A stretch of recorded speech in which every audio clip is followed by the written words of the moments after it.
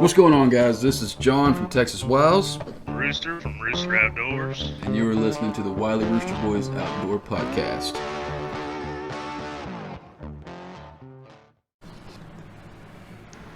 Oh, man, it is good to be back. Yes, sir. How long have we been gone? 2.5 months? Too long, man. Too long. It has. I tell you, it's crazy. Season 2. I know. This is crazy, man. We made it. Mm-hmm. Yes, sir. It's been an interesting off-season for us, to say the least. Hasn't been a whole lot going on. The weather has sucked. What do you think? Out of the last 2.5 months, I think it's rained probably about a month of that. Yeah. I mean, but at the same time, it's been a pretty mild year. It has. For what it is. I do know that Peloponnese Lake turned. That one time that I went out there on the north side of the causeway, I was out. For those of you listening, I'm sure you guys already know this, but if you're out in the sun for extended periods of time wearing shorts, put on some dadgum sunscreen. Man, I was so burnt. I was out there for like 6 hours. I didn't catch nothing. I went around that entire area, and my fish finder saw like 4 fish, and I didn't catch a single one of them. So all I got out of that was a sunburn. Yeah. And you got burned the other day too. Yes, sir, dude. Yeah, buddy of mine, old Frankie from back home in Lincoln, he came down and, I thought I was going to put him on some bass, and they weren't having it that day, man. Mm-mm. I think we hit a couple spots that were kind of my go-to spots, and I for sure thought we'd catch something, and I caught 3. I mean, granted, I caught a 4-pounder, but we caught 3. That's still a good day for you. Yeah, it was a good day. It just sucked, man. I felt bad. Dude drove all the way. Well, he didn't drive all the way down here to catch fish. If he did, man, that would be bad. Yeah. But I felt bad. I for sure thought I was going to put him on bass, and it just didn't happen. Yeah. But I got burnt to heck. Yes, I think you were actually redder than I was. Dude, these legs ain't seen sun in like 15 years. It was bad. But one of the things that I mentioned in our season finale hang on. First things first, before we go into any more of this episode, we need to talk about the fact that you'll notice there's a different slide. And it's technically a different name. Before it was Texas Bass with the Wiley Rooster Boys, and now it is the Wiley Rooster Boys Outdoor Podcast. That is because, last season we focused, I would say, a good 95% of our conversation on fishing. And while there's bukus of stuff about fishing that we could talk about, we felt that since, Rooster, you and I we're more than just fishing. We like to do more than just fish. We felt that it would be better absolutely. to include all outdoor activities, whether it be fishing, hunting, trail riding, camping, a below novice level of bushcraft, and stuff like that. So, with that being said, this is the new version of the podcast, 2.0, if you will. And we got a lot more material to cover this season because, we've expanded our categories. So, I guess the first thing that I would like to talk about, well, first I'll touch on something from what I mentioned in the podcast, the season finale of last season. I mentioned, if you guys remember, that the week after the season finale, there was going to be a time where I was at work and I was going to have the opportunity to go fish on my lunch break. And I did. I absolutely killed it for like a solid week. Probably 3 to 5 pounders. I don't know. Every 3 casts, you'd be catching a fish, a good sized fish. Of course, that was in the middle of spawn and all that stuff. Now they've kind of moved away from the bank, but I've been out there a few times. And Rooster, you've been out there, what, 2 or 3 times here lately? Yeah. It's a really good place, but, like you said the other day, it's kind of died out, and you kind of need a kayak now or something to get out there to where they are. They're not really so much on the bank anymore. But another thing that I wanted to discuss was something that I did in this off season. If you guys watch Texas Wilds, my YouTube channel, you already know what I'm about to talk about.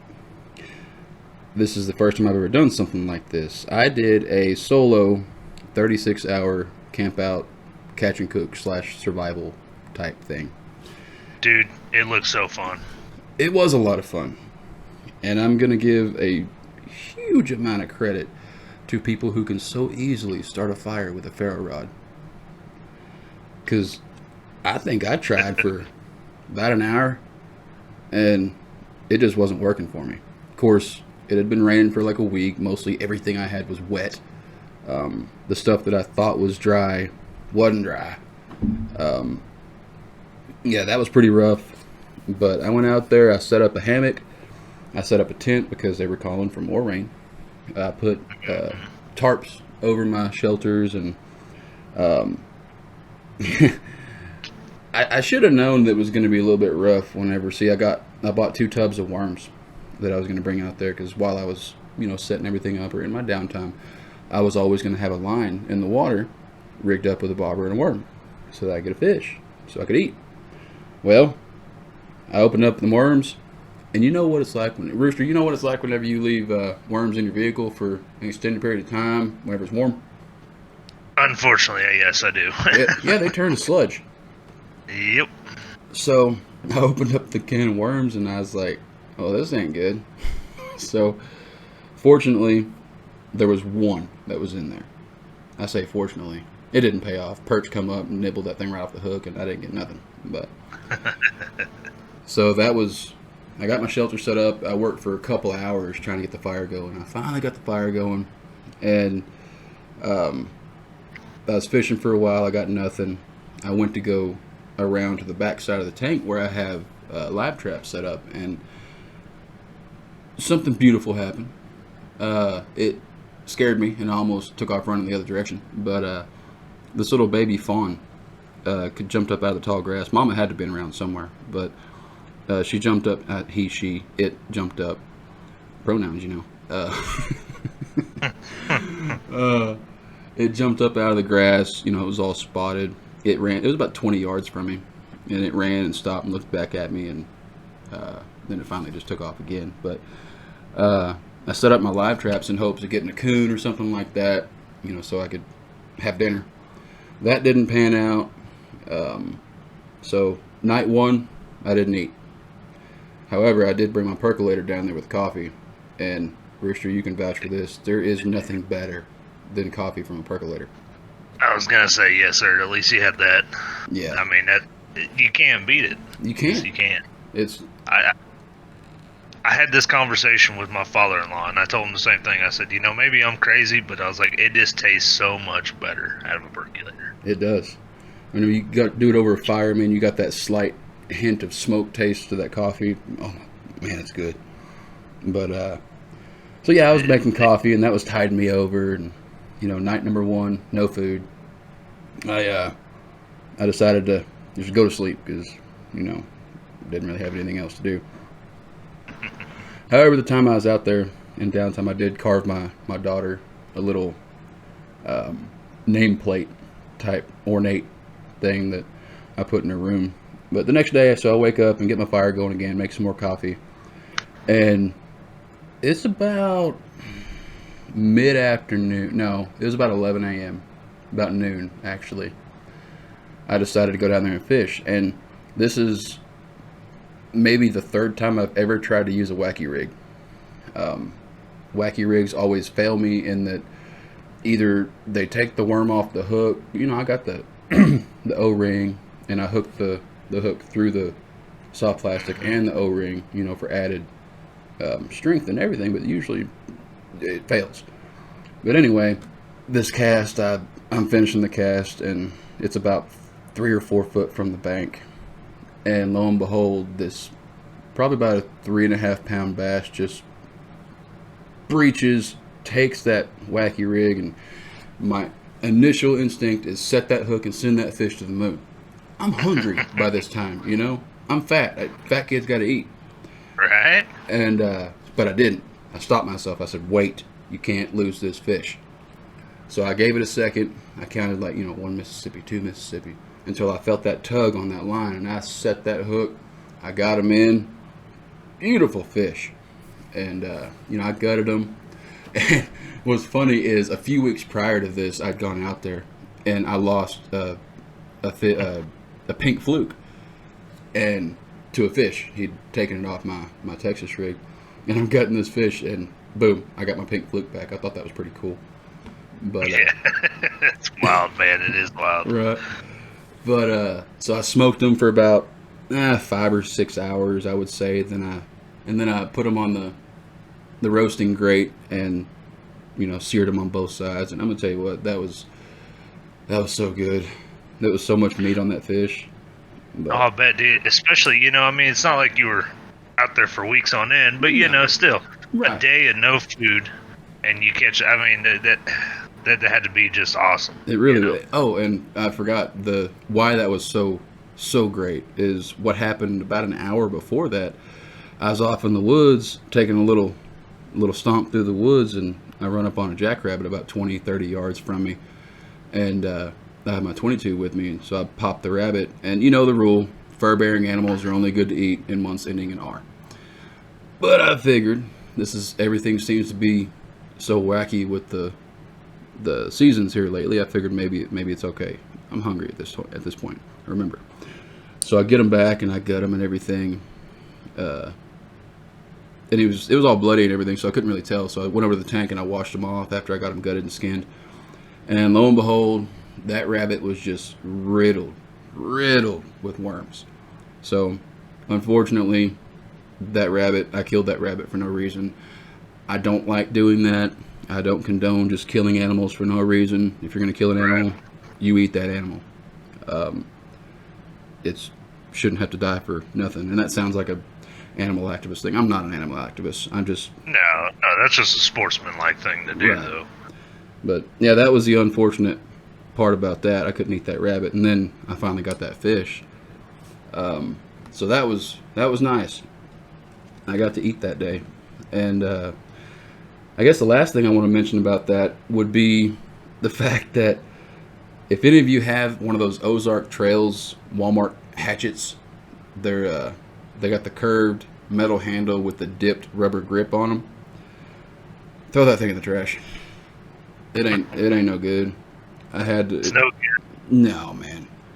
Splitting wood with that was so painstaking, and the fact that I think I spent about a third or more of my time out there gathering firewood and splitting wood and all that stuff. I guess I never really realized how much wood you go through trying to keep a fire going for an extended period of time.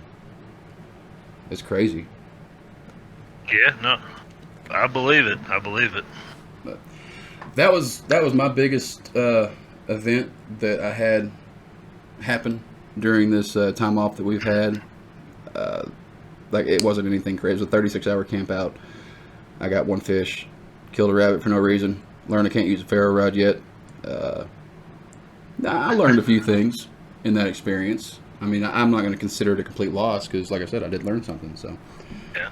Well, I mean, and I'll be honest, dude, I really enjoyed watching that video. It was a really, really good video for 30, you know what I mean? Yeah. It didn't seem like 30 minutes. I thoroughly enjoyed watching that. It was fun, and personally, in my videos, I don't like talking to the camera a whole lot. I like you guys to be able to see, what I'm doing, the activity that I'm doing. But in that one, there was a lot of talking to the camera because what else was I going to do? Right. I just treated the camera like a person, like I was talking to another person. That's not crazy at all. No, it turned out really good. I can't wait till I get to do something like that. It'd be pretty neat.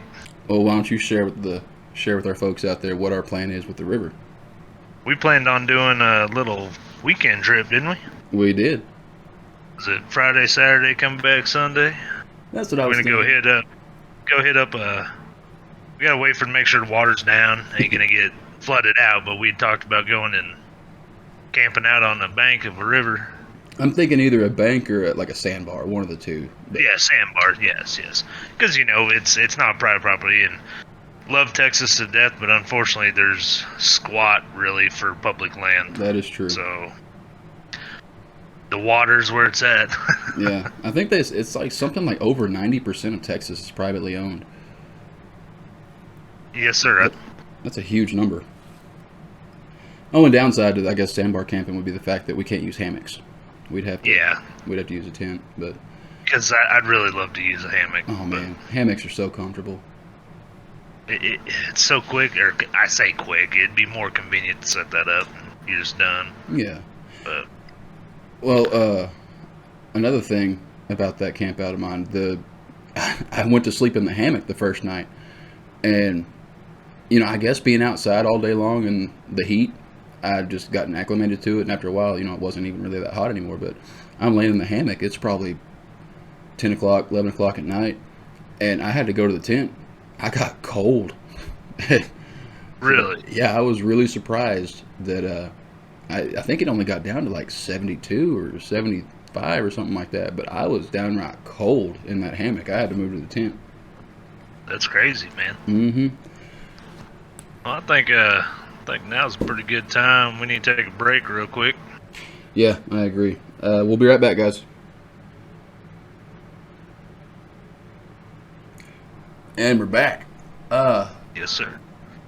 That Bonafide that I bought, I've had that thing on the water 3 times. It sucks, man. It does. It does. And, however, I did buy my daughter a little Lifetime 6-footer, 5-footer, 6-footer. And she's a pro, man. She has never been on a kayak by herself before. I put her out there on it. She knows how to steer. She knows how to move her body, counterbalance, and she's 4 years old, and she took to it like a pro. I was really impressed with that. But I say that to say this: I took my kayak out there with her on the tank, and I decided while I was out there I would test the whole standing up thing, and it gave me a lot more confidence because within a few minutes I was standing up, moving around on the kayak. I was paddling all around the tank while standing up, and so it just took a little bit of practice for me to get used to standing up on that thing, and I found out I can put all my weight on one side of it and it still didn't flip. So the stability of those Bonafides is amazing. That is awesome, dude. I could see that, it's getting your sea legs, I guess, so to speak. Yeah. Gotta get comfortable with that. There's a learning curve to it, I guess. But I know that time we went out Sunshine and I hopped up in that thing, dude. I was impressed with how stable that kayak is. Mm-hmm. I guess you get what you pay for. Yeah. And that's not to say that you guys should go out and buy the most expensive kayak. That's not what I'm saying at all. You get what suits you. But there is a little rant that I want to go on in this episode. I was trying to figure out how I was going to go about this, but there's really just no easy way to go about it. So here it goes. There's a company called Barefoot Outdoors. In that company, I'm pro staff. Well, probably not anymore. See, a few months ago, I ordered a t-shirt from them, and it was misleading because the t-shirt was like $14.99 or something like that, and it said for $19.99 you can get it with your name on the back. And I thought, well, that's a pretty good deal. Well, turns out it was like $40-something because it was the additional price plus the $19. Misleading. Maybe I read it wrong. Maybe that's on me. I don't know. But so with the additional $20, I got my name on the back, or so I thought. I wanted Texas Wilds on the back of this shirt. That's what I put in the slot for the writing. Well, once I found out how much I paid for that shirt, I tried very hard to contact them to cancel the order because I just paid $40-something for a t-shirt. I'm cheap, okay? I ain't paying $40-something for a t-shirt. Well, couldn't get nobody to respond from that company. I even called my bank and I was like, hey, can y'all stop this transaction? They said no. So, okay, whatever. I'll eat crow on this one. Months go by. I still haven't received that t-shirt until, what was it, a week and a half, 2 weeks ago? Something like that? Something like that, yeah. I finally received the T-shirt. I'm like, all right, well, at least I got it. Open it up. All it says on the back is Wiles. Doesn't say Texas Wiles, just Wiles. That's irritating. So we fast forward to yesterday. I'm coming home and I happen to check my bank account on my phone, and I see a charge for $24.92 from Barefoot Outdoors, and I'm like, oh, what is this? I haven't bought anything. I most certainly have not subscribed to anything. So I'm trying to contact them. Still can't get nobody. Well, on the transaction on my online banking, there was a phone number. Called the phone number. It just goes to voicemail. Sent multiple emails. Got up this morning, still fuming about the whole situation. It's $24. I don't care about the price. It's the principle behind it. The fact that they're charging me for something whenever I haven't done anything, you know. And then right. I checked this morning, and I searched for Barefoot Outdoors on my bank account, and it turns out they've been charging me every month since I bought that T-shirt, $24.92 a month. I just haven't noticed it until now. So, again, trying to contact them. I'm irritated. And today at lunch, I went to the bank, and turns out they can't just remove the charges, and they can't flag that company. They had to cancel my card. I had to get a new card, and they're disputing those charges. And if I'm not reimbursed within the next 7 to 10 days, there's going to be an investigation or something or other. But anyway, all that to say this: do not trust. Well, in my opinion, do not trust Barefoot Outdoors. I checked them out on the Better Business Bureau, which I should have done beforehand. But there are a lot of other people out there who have been through the exact same thing that I just explained, and they have an F rating with the Better Business Bureau. So be leery of companies that are out there. I mean, I got taken. Maybe. Yep, that's a barefoot, like a bear, like a grizzly bear. Yeah. Bear. BEAR foot. Yeah, and I feel terrible, you know, because it all started, you know, I was with Barefoot. They approached me, being ProSav, and I'd kind of seen a couple little reviews. It's kind of hesitant. Well, they had a deal with some hooks. Like I could get their branded hook. I can't remember what I give. I think I gave like $8 for 30 hooks or something like that. That's a really good deal. Yeah. So, you know, I was like, it's $8. It was worth a try. And I did it, and I'll be darned, I got the hooks. So, you know, I feel bad now because I told you know, I was like, yeah, hey, it seemed to be all right. I got my stuff, and then you just got completely screwed over. And yeah, I did. Oh, dude, I swore them off. I will not deal with them. Yeah, I mean, like I said, it's not the amount of money they took. I don't care about that. It's just the principle of the matter. I did not approve any transactions from that company to be charged to my account, and there were 3 of them. Yeah. Plus the fact I gave $40-something for a T-shirt. I'm still a little bit bitter about that, and the T-shirt's wrong. So, but it is a Gildan shirt, and I do love Gildan shirts. That brand. Yeah. But that's my rant. Yeah, that's a good rant, and you know, I do want to add on that kind of brings me to this point is any of you guys out there on Instagram that do fishing and are approached by companies, you know, to join ProStaff, you might do a little bit more research, because I've seen quite a few actually that I didn't even talk to, just because you could obviously tell it was a scam. Yeah, they're sketchy. Yep. It's some guy that, I mean, some guy that with a thick accent somewhere saying, "Oh, your videos are, you know, kind of low in ratings. I think I can help you with that." Yeah, this is the same guy that's probably been sitting in a cave somewhere offering you $40 billion for your social security number somewhere.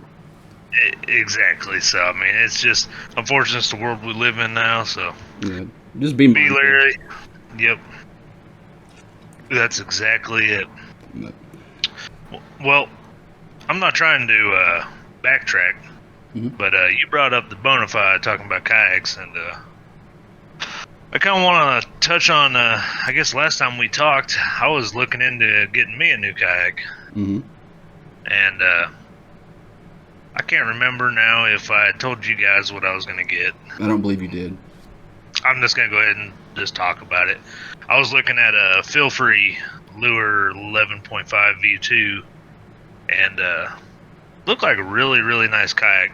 You know, kind of really looked into the company quite a bit. A lot of reviews on the kayak. Seemed to be a real solid kayak. Talked to a company in Dallas. It's called Mariner Sales. Which I Real feel nice bad because people. I turned you onto that company. Yeah, well, you know, I don't really have any bad blood to the company. It might irritate, yes, but so anyhow, I talked to this company, got everything set out. Talked to this gal. Can't remember her name for life of me, but anyhow, that doesn't matter. Talked to her. Told her what I was after, and she said, you know, by chance we actually have a truck coming in. Believe there's that exact kayak going to be on the truck. Awesome. Got everything all planned out. Was going to take off early on a day, on a Monday, to go. I think I called them that Saturday, I believe it was, just to double check. Yep, kayak's going to come in. Awesome. Called them that Monday before I got off early. Just, you know, make sure this is a 2-hour drive, you know, to go pick up this kayak. I was like, just want to make sure. Yep, nope, it's here. We got it. Blah, blah, blah. It was about a half hour before we got ready to leave, get off work, go head that way, and got a call back. And apparently, through this whole, I don't know what happened, they pushed it off on the company that sent them the kayaks. Paper was wrong. It was supposed to be my kayak, but it was my kayak, but with a pedal drive. So, I mean, you're talking another $1,000 on that price. Yeah, easily. And, yeah, so I was like, no, I can't do that, you know, and I was pretty upset about that point. But I did tell him, you know, I was like, thank you for calling me, because I'd have been, would have been a little red in the face if I'd have drove 2 hours just to find out. But, whatever, we'll keep you on the list. I'll call you and tell you when, kayak's gonna be in. Well, what, 2-3 weeks go by, I hadn't heard nothing. Yeah. And it was you that came to me and said, well, their website says they got a kayak in. Yeah, I think it was the exact one you were looking for, too. It was the exact one, yeah. And I was like, what? I was like, well, maybe it's just the internet being wonky, you know, websites. Some of them companies have trouble keeping up. And I thought, well, shoot, I'll call them. And I called them up, and I'll be darned, they had my kayak there. Mm-hmm. Well, in them couple of weeks, your boy got a little gun happy. And bought a few too many guns, really didn't have the funds at the time. I'm pretty sure you're on a watch list right now. So, needless to say, I haven't got my kayak yet.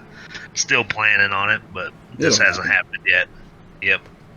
You know, and I don't know if I talked about it on the podcast, I ain't trying to rant, but Austin Canoe and Kayak. Mm-hmm. I'm sure a lot of people had, you know, great success with them, but I'm not trying to quote Borat there, but that company, as far as I'm concerned, can kick rocks. Just they drug me around for so long. How many different estimated dates did I have on a kayak from? Like 6? I think so. It was something like that. It was ridiculous. It was crazy. So that's why I ended up going with Mariner Sales. But I was not impressed. You know, I'd bought a fish scale off them, their hog trough ruler. Mm-hmm. Didn't get a receipt, didn't get nothing. I mean, I ordered it online, but I didn't get an email confirmation, nothing. They just took my money, and that was all I got. And that was from just Austin. a hope and a prayer. Yeah, Austin Kayak, and it was just a hope and a prayer that the dang thing showed up. You know, I even emailed them. I was like, hey, I never got nothing. You know, I didn't get an email confirmation saying you guys, you know, took this money. I didn't get a receipt. I didn't get jack. And it showed up, but I just not impressed with that company. I know a lot of the people out there have had good luck with them. At the end of the day, I guess I'd rather support the local small town stores. Not really small town, but you know what I mean. And the Mariner Sales, their prices were just as, actually, they were cheaper than Austin Kayak. So, yeah. I mean, it worked out for the best. I mean, we'll get there eventually. I just gotta get my money right. I guess there's no huge rush, and it wasn't a complete loss because, well, no, you didn't get a kayak, but you got a lot of really sweet guns. So yeah, that too. Well, and I would have been upset because I'm in the same boat as you. I mean, I haven't had my kayak out in months now. I mean, you lost all of your guns in a boating accident. You don't have any guns, just like me. Yeah, that's exactly what happened. They're all gone. But I don't really want to drag this first episode out too long. I mean, I would say unless you have anything else to add, I would say we can call this one right here. We're at a little over 30 minutes now. Yeah, no, I think that'd be pretty good. We definitely got quite a bit in store for this season, huh? Oh yeah, I would say so. But however, I can't be too certain because I told you guys last season that my wife is pregnant with twins, and there have been some complications. That seems to all be settled out now. I don't really want to be going off doing my thing, leaving her home big and pregnant, in case she needs some help. So I may not be getting out as much, but I will be getting out doing things and sharing what's going on with you guys. Speaking of which, we got us a fishing day planned, I think, in next weekend? Yep, about a week. Mm-hmm. You guys have heard us talking about Graham and Lake Edelman and all that stuff, and I believe we're finally going to get out there and see if we can't get on some big ones out there. I hope so. Me too. I mean, I've seen pictures lately of people fishing out there, and it's just, they've been killing it. So that's awesome. But, you with having your boys on the way, I do want to let y'all know, this season could be shorter or longer because of this. So, 10 episodes, what we were trying to do a season? Mm-hmm. Yes. If time allows us, we might do a few more just because we won't see you for a while. Yeah, absolutely. And before we do go, I want to share with you guys, last season we gave you guys a contact email for us. Scratch that email. We now have a standalone email for the podcast. It is Wiley Rooster Boys, all one word, @gmail.com. Would you believe it? That wasn't taken, so I didn't have to put any numbers after it. Right, that's awesome, man. Usually somebody's got it. Right. So Wiley Rooster Boys @gmail.com. And for all you listeners out there in Kuwait, we're huge there. Give us a shout. We do appreciate you listening out there. I know that. Absolutely. So anyway, guys, we really appreciate y'all listening. If you're listening on a platform that allows you to rate the podcast, please do so. Please reach out to us via email. Let us know what you think. Give us questions, concerns, comments. You don't like us, you do like us, whatever it is. Maybe even see about getting you on the show as a guest. We're going to be trying to get some guests on the show that we haven't had before this season. However, we will most certainly have Mr. Mike Slauson back on this season. I'm sure of it. Absolutely. And stay tuned. I mean, I think we were talking maybe doing a giveaway at some point, huh? Yes, we are. We don't really have all the details ironed out on that yet, but as soon as we get the details ironed out, we will let you guys know what's up and be doing a giveaway. And we know how much everybody loves giveaways. I certainly do. Absolutely. So anyway, guys, again, thank you for listening. Like and subscribe. God bless, and we will see y'all in episode 2 of season 2. See you guys.